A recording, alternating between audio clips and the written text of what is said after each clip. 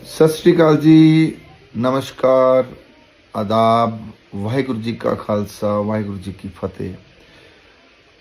यहाँ पर मैं फतेहगढ़ साहब में हूँ और फतेहगढ़ साहब में सारी दुनिया के जो लोग हैं, चाहे वो सिख हैं, हिंदू हैं, मुसलमान हैं, ईसाई हैं, जैनी हैं, बोधी हैं, वो एकत्र हो रहे हैं।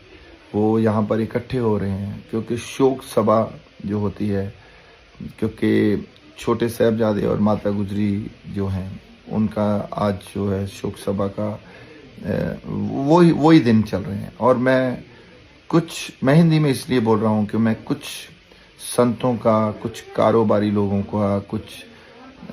मित्र प्यारों का, कुछ विद्वानों का धन्यवाद करना चाहता हूँ जो पंजाब से बाहर बैठे हुए हैं,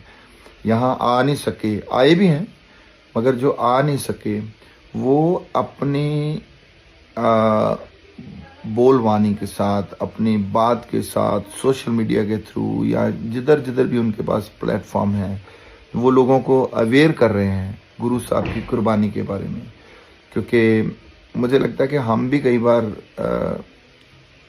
इतनी बड़ी बात नहीं करते, इतनी अवेयरनेस नहीं फैलाते जो जितनी बाहर के लोग जो हैं, जिन्होंने गुरु साहब के बारे में पढ़ा है, गुरु साहब के बारे में जानते हैं, गुरु साहब की बानी को पढ़ते हैं, गुरु साहब की जीवनी को पढ़ते हैं,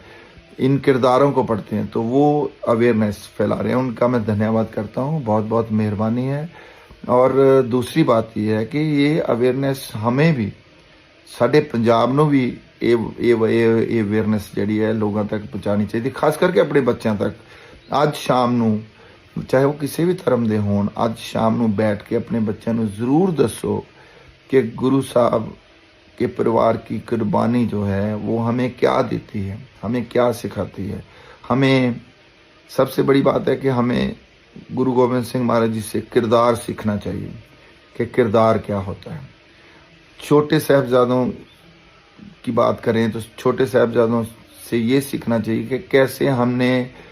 जुल्म के सामने, जालिमों के सामने ईन नहीं माननी है, कैसे हमने अपनी जो अणख है उसको जगा के रखना है, उसकी मात्रा कितनी होनी चाहिए, वो छोटे साहबजादों से, बड़े साहबजादों से और हीरोज जो हमारे हैं उनसे पता चलेगा। और सब्र क्या होता है वो माता गुजरी जी से सीखना चाहिए कि कैसे माता गुजरी जी ने पहले अपने गुरु तेग बहादुर साहब, उनके पति, फिर उसके बाद अपने बेटे को कैसे तैयार किया, गुरु गोबिंद सिंह महाराज जी को कैसे तैयार किया कि वो दुनिया के इतने बड़े विद्वान हुए, और किस तरह के संस्कार उनको दिए गए कि वो लोगों के लिए लड़ते, लोगों को समझाते हुए, लोगों के लिए बलिदान देते हुए इस दुनिया से चले गए। और अपना पूरा परिवार, हम लोग ऐसे हैं कि हम अपने परिवार के बारे में सोचते हैं। दुनिया का हर जो हीरो है, हर लीडर है,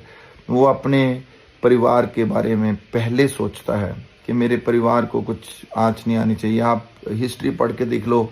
कि जितनी भी शहीदियाँ हुई हैं सब लोगों ने अपने परिवार बचाए हैं पहले। मगर गुरु गोबिंद सिंह महाराज जी एक ऐसे किरदार थे जिन्होंने अपने परिवार को पहले